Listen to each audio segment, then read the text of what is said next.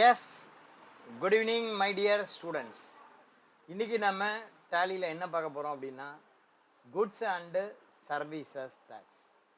ஏற்கனவே ஜிஎஸ்டி பற்றி நம்ம நிறைய கிளாஸ் எடுத்துட்டோம். டேலியில் ஜிஎஸ்டி பற்றி என்ன சொல்லியிருக்காங்க, வித்தியாசமாக வேறு ஏதாவது சொல்லியிருக்காங்களான்னு பார்ப்போம். லேர்னிங் ஆப்ஜெக்டிவ் ஃபஸ்ட்டு ஜிஎஸ்டியோடைய டேக்ஸ் ஸ்ட்ரக்சரை பற்றி சொல்கிறாங்க. அடுத்தது டிட்டர்மினேஷன் ஆஃப் டேக்ஸு. ஜிஎஸ்டியோட டேக்ஸ் ஸ்ட்ரக்சர் அப்படின்னு பார்த்தீங்கன்னா ஜிஎஸ்டியில் என்னென்ன டேக்ஸ் இருக்குது அப்படின்னு பார்த்தீங்கன்னா, ஒரு ஸ்டேட்லேருந்து இன்னொரு ஸ்டேட்டுக்கு சேல் பண்ணால் ஐஜிஎஸ்டி, வித்தின் த ஸ்டேட்டுக்குள்ளே சேல் பண்ணால் சிஜிஎஸ்டி அண்டு எஸ்ஜிஎஸ்டி. இப்போ வித்தின் யூனியன் டெரிட்டரிக்குள்ளே சேல் பண்ணால் வித்தின் யூனியன் டெரிட்டரிக்குள்ளேனா சிஜிஎஸ்டி யூடிஜிஎஸ்டி அப்படின்னு இருக்குது. எக்ஸாம்பிள், ஒருத்தன் தமிழ்நாட்டில் இருக்கான், தமிழ்நாட்டில் வாங்கி தமிழ்நாட்டிலே சேல் பண்ணுறான், சிஜிஎஸ்டி எஸ்ஜிஎஸ்டி. தமிழ்நாட்டில் வாங்கி ஆந்திராவுக்கு சேல்ஸ் பண்ணுறான், ஐஜிஎஸ்டி. ஆந்திராவில் அதை வாங்கி கர்நாடகாவுக்கு சேல்ஸ் பண்ணுறான், ஐஜிஎஸ்டி. கர்நாடகாவில் பர்ச்சேஸ் பண்ணி கர்நாடகாலேயே சேல்ஸ் பண்ணுறான், சிஜிஎஸ்டி எஸ்ஜிஎஸ்டி. கர்நாடகாவிலேருந்து பாண்டிச்சேரிக்கு விற்கிறான், ஐஜிஎஸ்டி. பாண்டிச்சேரியில் இருக்கிறவன் பாண்டிச்சேரியில் வாங்கி பாண்டிச்சேரியிலே விற்கிறான், சிஜிஎஸ்டி எஸ்ஜிஎஸ்டி. சார் நீ கேட்கலாம், பாண்டிச்சேரி யூனியன் டெரிட்டரி ஆச்சுன்னு. யூனியன் டெரிட்டரி மீன்ஸ் ஜிஎஸ்டியில் வேர் அசம்பிளி இஸ் தேர், அது கிடையாது. அசம்பிளி இல்லாமல் இருந்ததுன்னா அதுதான் UTGST. Where assembly is not there, எந்த ஒரு யூனியன் டெரிட்டரியில் அசம்பிளி இல்லையோ அதுதான் யூடிஜிஎஸ்டி. பாண்டிச்சேரியில் அசம்பிளி இருக்குது, அதனால் சிஜிஎஸ்டி அண்டு எஸ்ஜிஎஸ்டி. பாண்டிச்சேரியில் வாங்கினவன் என்ன பண்ணுறான், டெல்லிக்கு விற்கிறான், டெல்லியில் அசம்பிளி இருக்குது, சிஜிஎஸ்டி எஸ்ஜிஎஸ்டி. டெல்லி பாண்டிச்சேரியிலேருந்து டெல்லிக்கு விற்றா ஐஜிஎஸ்டி. டெல்லியில் இருக்கிறவன் டெல்லியில் வாங்கி டெல்லியில் விற்றா சிஜிஎஸ்டி எஸ்ஜிஎஸ்டி. டெல்லியிலேருந்து ஒருத்தன் சண்டிகருக்கு விற்கிறான், ஐஜிஎஸ்டி. சண்டிகரில் இருக்கிறவன் சண்டிகரில் வாங்கி சண்டிகரில் விற்கிறான், அப்போ சிஜிஎஸ்டி யூடிஜிஎஸ்டி. ஏன்னா சண்டிகரில் டெரிட்டரி கிடையாது, சாரி அசம்பிளி கிடையாது. ஸோ இதுக்கு பேர் தான் என்ன அப்படின்னா டேக்ஸ் ஸ்ட்ரக்சர், ஐஜிஎஸ்டியா சிஜிஎஸ்டியா SGST. Apart from these taxes, cess அப்படின்னு ஒன்று இருக்குது, compensation cess. It is levied by central government, it is collected by central government, it is only owned by central government. State கவர்மெண்ட்டுக்கு அதில் பங்கு கிடையாது.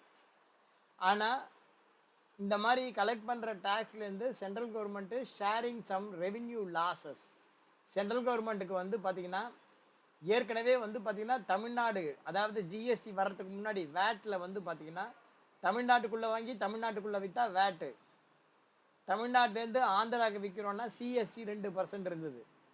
அந்த 2% வருமானம் யாருக்கிட்ட போயிட்டு இருந்ததுன்னா தமிழ்நாடு கவர்மெண்ட்டுக்கு போயிட்டு இருந்தது.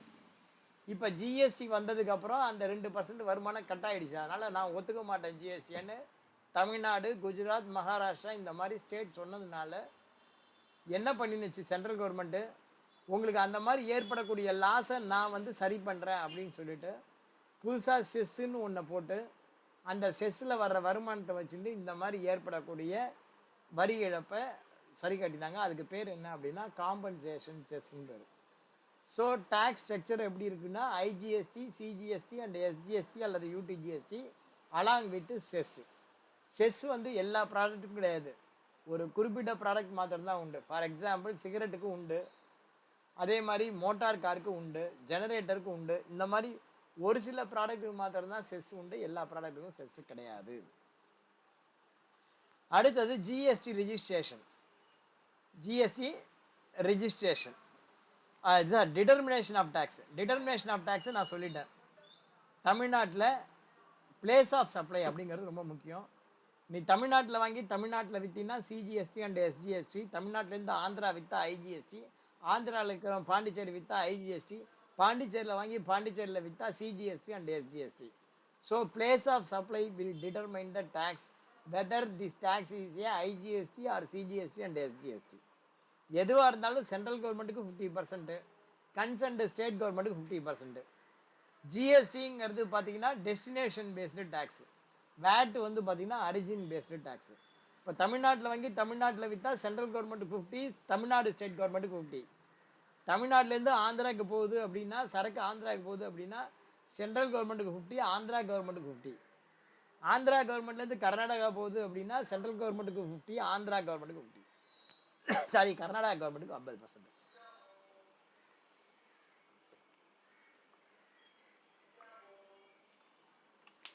இதுக்கு பேர் தான் என்ன அப்படின்னா பிளேஸ் ஆஃப் சப்ளை அப்படின்னு பேர். பிளேஸ் ஆஃப் சப்ளை அப்படின்னு பேர். அடுத்தது ஜிஎஸ்டி ரிஜிஸ்ட்ரேஷன். ஜிஎஸ்டி ரிஜிஸ்ட்ரேஷன் வந்து பார்த்தீங்கன்னா மொத்தம் வந்து 3 வகையான ரிஜிஸ்ட்ரேஷன்ஸ் இருக்கு. ஒன்று வந்து பார்த்தீங்க அப்படின்னா காம்போசிட் டீலர், இன்னொன்று பார்த்தீங்கன்னா ரெகுலர் டீலர், மூணாவது பார்த்தீங்கன்னா input service distributor. Composite dealer அப்படின்னா யாரு? Composite dealer is a dealer, the person who don't have right to collect the tax, at the same time he have to pay tax accordingly.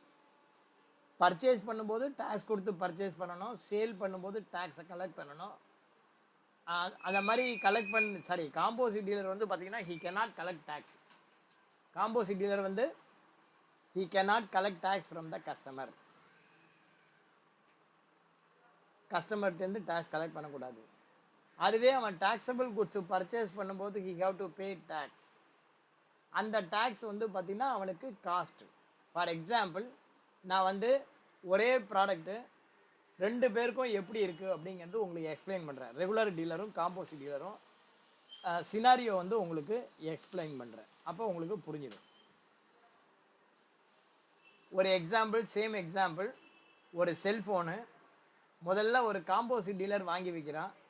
அவனுக்கு எப்படி இந்த cost அதே வந்து regular டீலருக்கு எப்படி ஆகுது அப்படிங்கிறது பார்க்கலாம். 2 வகையான சினாரியோ. ஸோ நீங்கள் வந்து எது ரிஜிஸ்டர் பண்ணணுமோ அதை ரிஜிஸ்டர் பண்ணிக்கலாம். ஓகேவா? இங்கே வந்து பார்த்தீங்கன்னா ஃபஸ்ட்டு காம்போசிட், அடுத்தது ரெகுலர். Composite, regular. முதல்ல வந்து பார்த்தீங்கன்னா பர்ச்சேஸ் பண்ணுறான். காம்போசிட் டீலரும் அதே 10,000க்கு வாங்குறான், ரெகுலர் டீலரும் அதே 10,000க்கு வாங்குறான். அடுத்தது டேக்ஸு, இன்புட் டேக்ஸ் 18% அப்படின்னு வச்சுக்கோங்க. இன்புட் டேக்ஸ் வந்து பார்த்தீங்கன்னா 18%.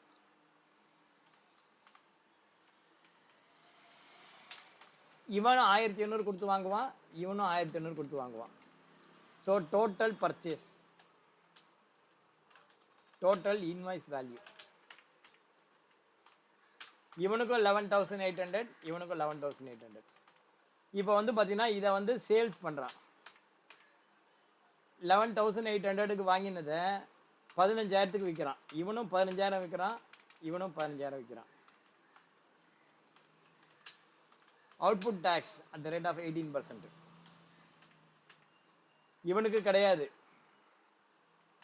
இவனுக்கு வந்து பார்த்தீங்கன்னா டேக்ஸ் கலெக்ட் பண்ணக்கூடாது.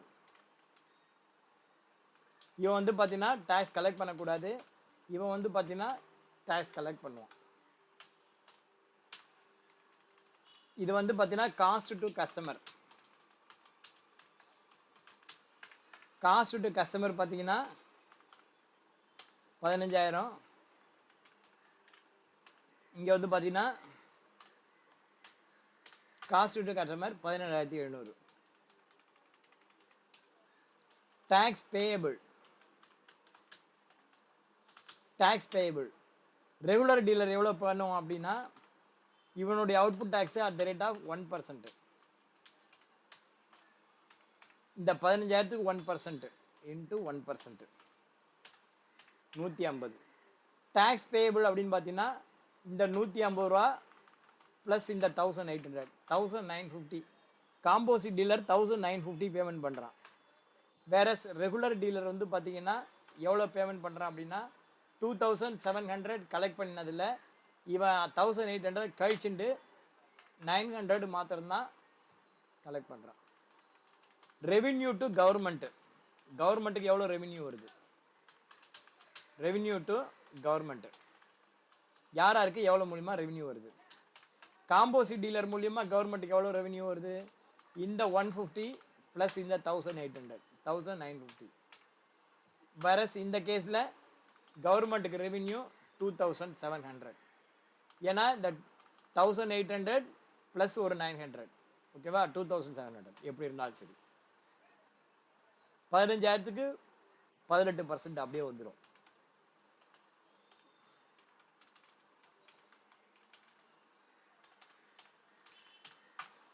So revenue to government composite dealer மூலியமாக கவர்மெண்ட்டுக்கு ரெவின்யூ கம்மி, அதே ரெகுலர் டீலர் மூலியமாக இவனுக்கு ரெவின்யூ ஜாஸ்தி கவர்மெண்ட்டுக்கு. அடுத்தது ப்ராஃபிட்டு. ப்ராஃபிட்டுங்கிறது யாருக்கு? கஸ்டமருக்கு. இப்போ வந்து பார்த்தீங்கன்னா இவனுக்கு ஒரு காஸ்ட் எவ்வளோ வருதுன்னு பார்ப்போம். இவனுடைய காஸ்ட் டு கம்பெனி, வித்த பொருளுடைய அடக்கம், cost of good sold. Cost of good sold எவ்வளவு அப்படின்னு பார்த்தீங்கன்னா இந்த 11,800 ப்ளஸ் 150, இது இவனுடைய காஸ்ட்டு. இங்கே இவனுடைய காஸ்ட் அப்படின்னு பார்த்தீங்கன்னா 10,000 தான் இவனுடைய காஸ்ட்டு. ஸோ சேல் ப்ரைஸு எவ்வளவு?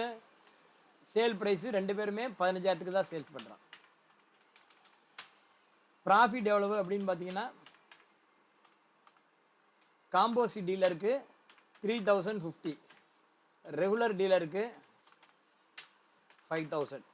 ஸோ இதுலேருந்து என்ன தெரியுது அப்படின்னா ரெண்டு விஷயம், ரெண்டு பாயிண்ட் ஆஃப் வியூ பாருங்கள். First point government point of view. Government point of வியூவில் காம்போசிட் டீலராக இருந்தால் 1,950 தான், பட் ரெகுலர் டீலராக இருந்தால் 2,700. So government point of view regular டீலராக இருந்தால் நல்லது. இப்போ உன்னுடைய பாயிண்ட் ஆஃப் வியூ, நீ ஜிஎஸ்டி டீலர்னு வச்சுக்கோ. நீ ஜிஎஸ்டி டீலராக இருந்தால் உனக்கு ப்ராஃபிட்டு 3,050 ரூபா தான் காம்போசிட் டீலராக இருந்தால். நீ காம்போசிட் டீலர் இருந்தால் உனக்கு 3,050 ரூபா தான் ப்ராஃபிட்டு. வேற ரெகுலர் டீலராக இருந்தால் 5,000 ருபீஸ் ப்ராஃபிட்டு. இப்படி நீங்கள் வந்து காம்போசிட் டீலராக இருந்தால் உனக்கும் பிரயோஜனம் இல்லை, கவர்மெண்ட்டுக்கும் பிரயோஜனம் இல்லை. ரெகுலர் டீலராக இருந்தால் உனக்கும் பிரயோஜனம், அப்போ கவர்மெண்ட்டுக்கும் பிரயோஜனம், உனக்கும் பிரயோஜனம். அப்போ நீங்கள் எப்படி இருந்தால் பெஸ்ட்டு? ரெகுலர் டீலராக இருந்தால் தான் பெஸ்ட்டு. ஆனால் இன்னொரு கேஸ் பார்த்தீங்கன்னு வச்சுக்கோ, இன்னொரு கேஸில் பார்த்தீங்கன்னா ஃபஸ்ட்டு சீனரியோ படி நீங்கள் ஒரு ரெகுலர் டீலராக இருந்தால் பெஸ்ட்டு. ஆனால் அது ரெண்டாவது சீனாரியோ. இப்போ நீங்கள் ரெண்டாவது பார்ட்டிக்கு விற்றுருக்கீங்க, நீங்கள் விற்ற பார்ட்டி கடனுக்கு விற்றுருக்க, அவன் காசே தராமல் ஏமாற்றிட்டு போயிட்டான், ஓகேவா? ரெண்டாவது பார்ட்டி காசே தராமல் ஏமாற்றிட்டு போயிட்டான். ரெண்டு பேருமே சரி. காம்போசிட் டீலருக்கு எவ்வளோ லாஸு, காசு வரலை அப்படின்னா, ரெடி கேஷ் ஆகிருந்ததுன்னா ஓகே, அப்படி வராமல் போயிடுச்சுன்னு வச்சுக்கோ எவ்வளோ லாஸு அப்படின்னு பார்த்தீங்கன்னா, இப்போ வந்து பார்த்தீங்கன்னா இவனுக்கு எவ்வளோ தரணும்? இவனுக்கு காம்போசிட் டீலருக்கு லாஸுன்னு பார்த்தீங்கன்னா, suppose if revenue not realised, revenue loss realised அப்படின்னா காம்போசிட் டீலருக்கு 15,000 லாஸு, வேறஸ் இவனுக்கு வந்து பார்த்தீங்கன்னா 15,000 ப்ளஸ் 150, 15,150. இவனுக்கு வந்து பார்த்தீங்கன்னா எவ்வளோ லாஸ்னால் 17,700 லாஸ். யார்? உங்ககிட்ட பொருள் வாங்கினவன் உனக்கு காசு கொடுக்காம விட்டுட்டான், ரைட்டா? அதனால் எந்த வகையில் பார்த்தாலும் ரெகுலர் டீலர் தான் நல்லது. So go with regular dealer அப்படிங்கிறது தான் என்னுடைய சஜஷன். இப்போ டீலர்ஷிப்பில் பார்த்தீங்கன்னா எத்தனை வகையான டீலர்ஷிப் இருக்குது? ஜிஎஸ்டி ரிஜிஸ்ட்ரேஷனில் காம்போசிட்டு, ரெகுலர். யாரெல்லாம் வந்து நீங்கள் காம்போசிட்டாக ரிஜிஸ்டர் பண்ணிக்க முடியும் அப்படின்னா, உன்னுடைய turnover less than 1.5 crore in a year. உன்னுடைய turnover less than 1.5 crore கீழே இருந்துச்சுன்னா you can register yourself as a composite dealer. Otherwise you have to go for the regular dealer. Sir இப்போ composite டீலராக இருக்கும்போது உங்களுக்கு benefit கம்மியாக இருக்குது, regular dealer போன்னு சொல்கிறீங்களே, அப்புறம் ஏன் சார் காம்போசிட் டீலரை நீங்கள் ரெக்கமெண்ட் பண்ணுறீங்க அப்படின்னா, இதில் வந்து பார்த்தீங்கன்னா அக்கௌண்ட்ஸ் மெயின்டெனன்ஸ் வந்து ரொம்ப கம்மி, பட் அதில் ரெகுலர் டீலரில் அக்கௌண்ட்ஸ் ரொம்ப ஜாஸ்தி. You have to submit various forms. Suppose அதில் வந்து இன்புட் எடுக்கணும் பர்ச்சேஸ் பண்ணும்போது, அந்த இன்புட் எடுக்கும்போது உன்னுடைய பர்ச்சேசர் ஒழுங்காக ஜிஎஸ்ஆர் 1 ஃபைல் பண்ணாமல் போட்டால் அந்த காசையும் நீ கையை விட்டு தான் கட்டுற மாதிரி ஆகிடும். ஸோ உரலுக்கு ஒரு பக்கம் இடி, மத்தளத்துக்கு 2 பக்கமும் இடிங்கிற மாதிரி, நீ ரெகுலர் டீலராக இருந்தால் பர்ச்சேஸ் ஜென்யூன் ஆள்கிட்ட வாங்கணும், அதே மாதிரி சேல் பண்ணுறது ஜென்யூன் ஆள்கிட்ட விற்கணும். 2 பேரில் எவனாவது ஒருத்தன் ஏமாத்தினாலும் நீ தொலைஞ்ச, பிஸ்னஸே போயிடுது. ஆனால் காம்போசிட் அப்படி கிடையாது, ஏதாவது ஒன்று தான் நமக்கு பிரச்சனை, ரைட்டா?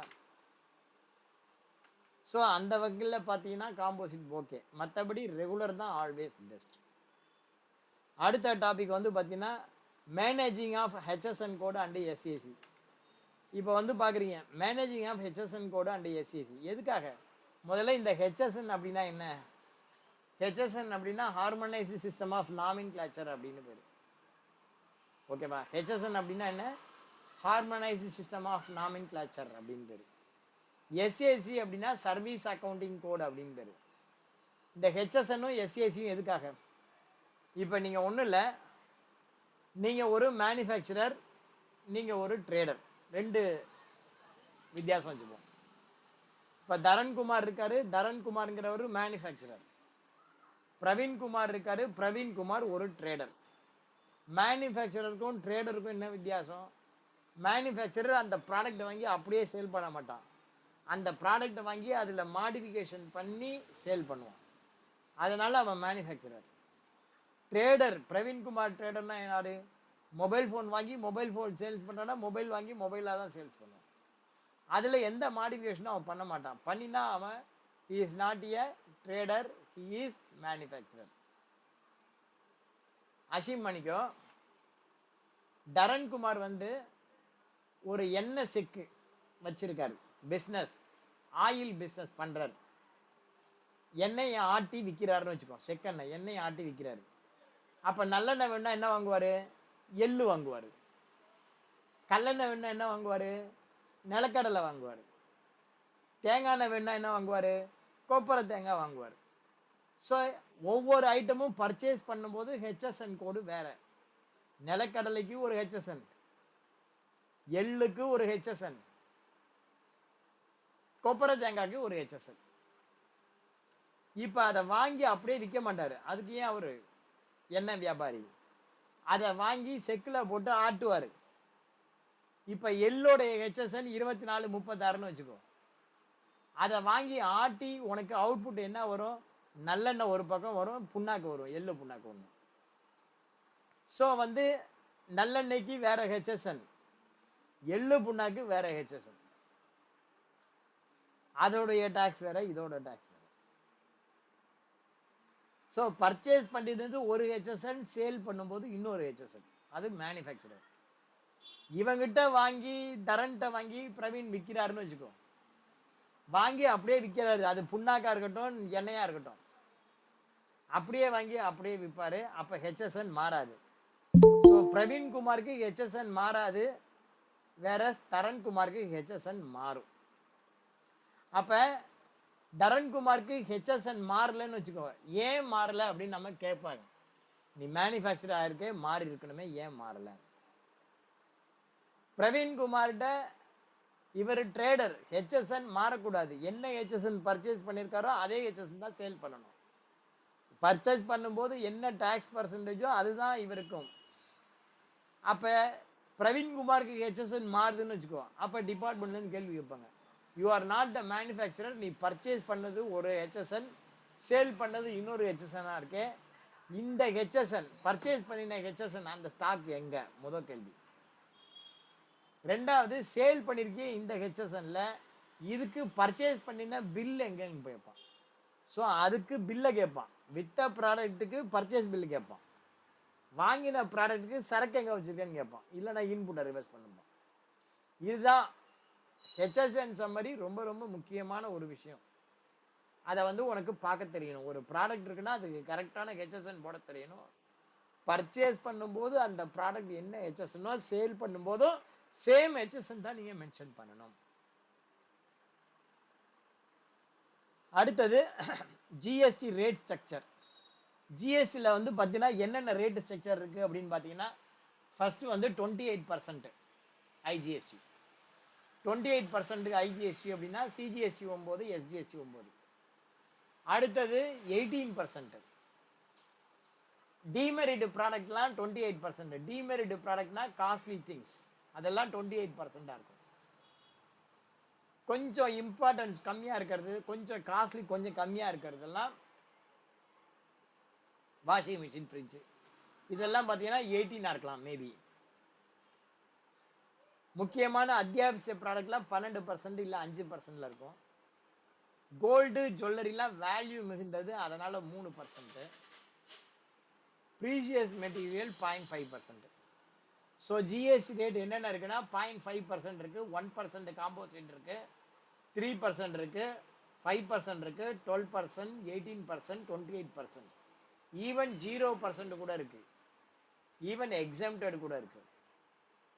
There is a mild difference between the exempted and the zero rated. Exempted means once exempted, always exempted, whereas nil rated means whenever you are purchasing, you are paying the tax, purchase tax, input tax. But you will not collect any tax from the customer. Then what about your purchase input? அது என்ன ஆகும் அப்படின்னா, that amount can be adjusted either in output tax அல்லது you can get refund. நீ லோக்கலில் purchase பண்ணிவிட்டு export பண்ணுற, அப்போ எக்ஸ்போர்ட் பண்ணும்போது அவுட்புட் ஐஜிஎஸ்டி வரும். பட் நார்மலாக எக்ஸ்போர்ட்டுக்கு டேக்ஸ் கிடையாதுன்னு வச்சுக்கோ. நார்மலாக எக்ஸ்போர்ட்டுக்கு டேக்ஸ் கிடையாது அப்படின்னா, நீ பர்ச்சேஸ் பண்ணும்போது கொடுத்த இன்புட்டை நீ கவர்மெண்ட்டில் கிளைம் பண்ணலாம், எனக்கு ரீஃபண்ட் வேணும் கிளைம் பண்ணலாம், unless you don't have any liability.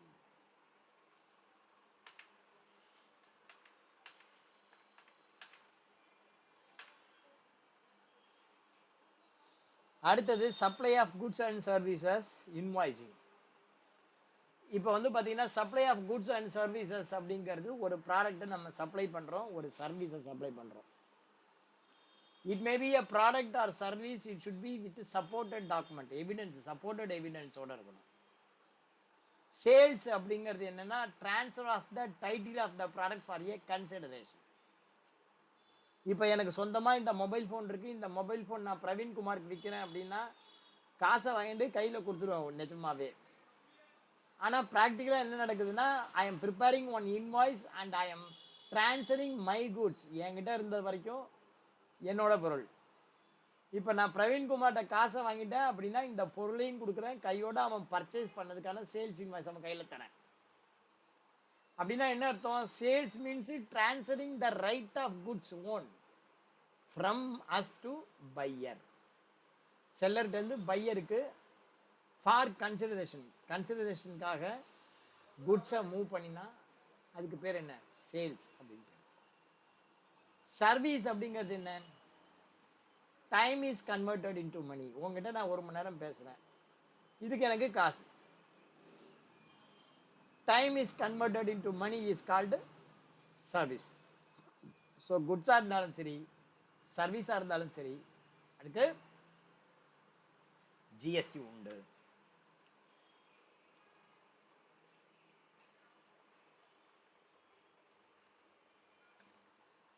குட்ஸாக இருந்தால் விற்றாலும் சரி, விற்கிறதுக்கு அக்ரிமெண்ட் போட்டிருந்தாலும் சரி, மூவ்மெண்ட் பண்ணிட்டாலுமே டேக்ஸ் உண்டு. சர்வீஸாக இருந்தால் ரெண்டர் பண்ணுறேன்னு அக்ரி பண்ணுறது அப்படின்னா அதுக்கு டேக்ஸ் உண்டு. அடுத்தது இன்வாய்ஸ். இன்வாய்ஸில் 2 வகையான இன்வாய்ஸ் இருக்குது. ஒன்று டேக்ஸ் இன்வாய்ஸ், இன்னொன்று பில் ஆஃப் சப்ளை. இன்வாய்ஸில் மொத்தம் 2 வகையான இன்வாய்ஸ் இருக்குது. ஒன்று டேக்ஸ் இன்வாய்ஸ், இன்னொன்று bill of supply. Tax invoice அப்படிங்கிறது என்ன? ஒரு ரெகுலர் டீலர் இன்னொரு ரெகுலர் டீலருக்கு இஷ்யூ பண்ணுறது tax invoice. If an invoice is issued by one registered dealer to another registered dealer and if it is carried tax on this invoice, it is called a tax invoice. To claim the input tax credit, the original tax invoice is must. The seller should issue the original copy to the buyer directly. Okay va?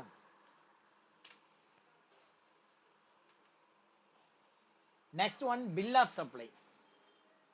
Bill of supply means I am supplying the goods but I have not collected any tax. That is called a bill of supply. Under bill of supply நீங்கள் sale பண்ணும்போது, if you are a registered dealer, if you are the person who is purchasing, bill of supply யார்கிட்டேருந்து வாங்குகிறோமோ அதை பொறுத்து tax. Reverse charge மெக்கானிசமில் you have to pay tax. Bill of supply 2 வகையான invoice இருக்குது. இன்வாய்ஸில் 2 வகையான இன்வாய்ஸ் இருக்குது. ஒன்று டேக்ஸ் இன்வாய்ஸ், இன்னொன்று bill of supply. Input tax credit means purchase பண்ணும்போது நமக்கு வர tax, input tax credit. Next இவே பில். இவே பில் அப்படின்னா என்ன? It is then called as electronic way bill. Whenever your movement of goods worth value exceed 50,000, நீங்கள் 50,000 ரூபாய்க்கு மேல உள்ள ஒரு குட்ஸை எடுத்துட்டு போனா, இந்த இடத்துல first question, what is called goods? Goods means anything movable and marketable. எதெல்லாம் மூவ் ஆக முடியுதோ, எதெல்லாம் மார்க்கெட் பண்ண முடியுதோ அதெல்லாம் goods. In general, goods are classified into two broad categories. One is called trading goods, another one is called capital goods. Trading goods means buying a goods for purchase and resale. That is called trading goods. Capital goods means erection of goods.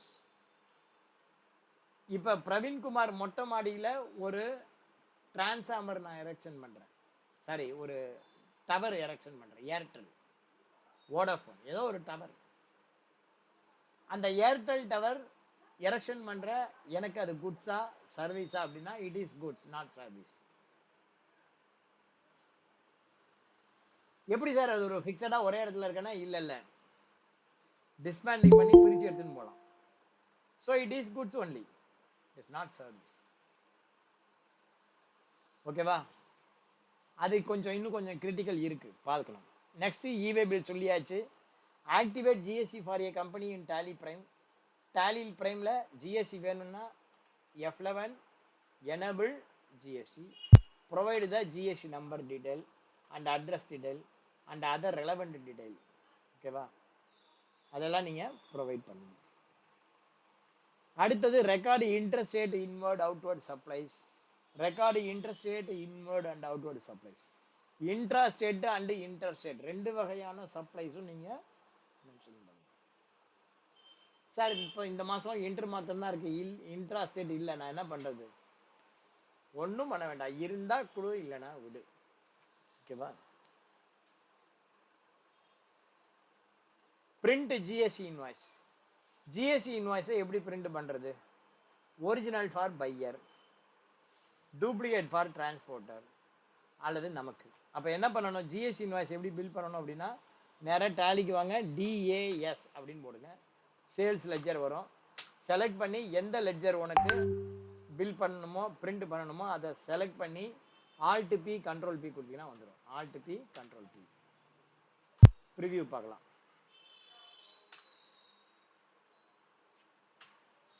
Alt P Ctrl P preview. ஓகேவா? So இதை நீங்கள் 2 copy print out எடுத்து கொடுத்துடலாம்.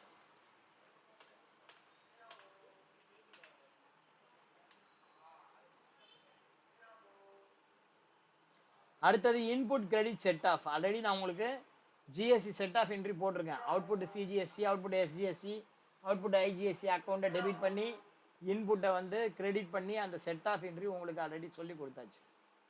அந்த input set off entry. GST tax payment every month GSTR 1 நீங்கள் file பண்ணணும். April மாதம் GSTR 1 மே மாதமும், மே மாதம் ஜிஎஸ்டிஆர் 1 ஜூன் மாதமும், அந்த மாதம் 11th பண்ணணும். GSTR 1 to be filed on or before 11th month, 11th day of the next month, and GSTR 3B has to be filed 20th of the next month. இப்போ April மாதம் 2024 GSTR 1 மே 11க்குள்ளேயும் அதனுடைய 3Bயை மே 20க்குள்ளேயும் பண்ணணும். அந்த மாதிரி பண்ணலை, 21ஆம் தேதி பண்ணுறோம். அப்போ என்ன ஆகும்னா ஒரு நாளைக்கு ஃபைன் பெனால்ட்டி. GSTR 3Bக்கு 50 ரூபாய், GSTR 1க்கு 100 ரூபாய், 150 ரூபாய் till the default continues.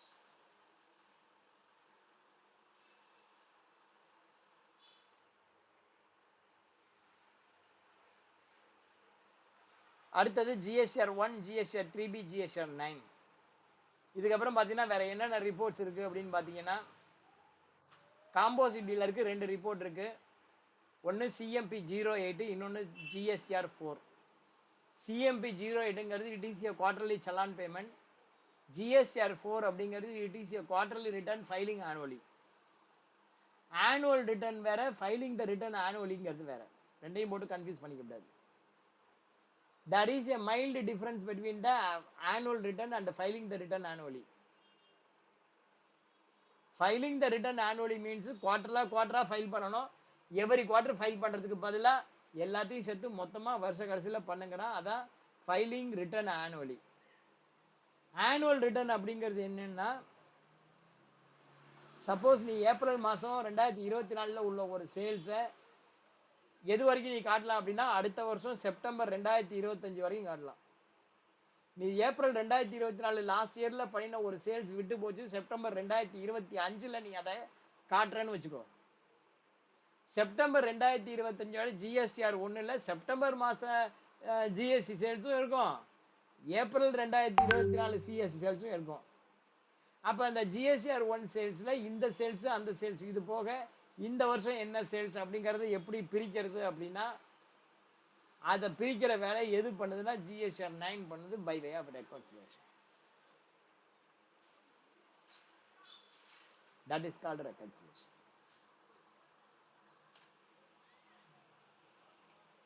So ஜிஎஸ்டியை பற்றின இதை பார்த்துட்டோம். நாளைக்கு ஜிஎஸ்டியை பற்றின கொஸ்டின் அண்ட் ஆன்சர் செஷன் பார்க்கலாம்.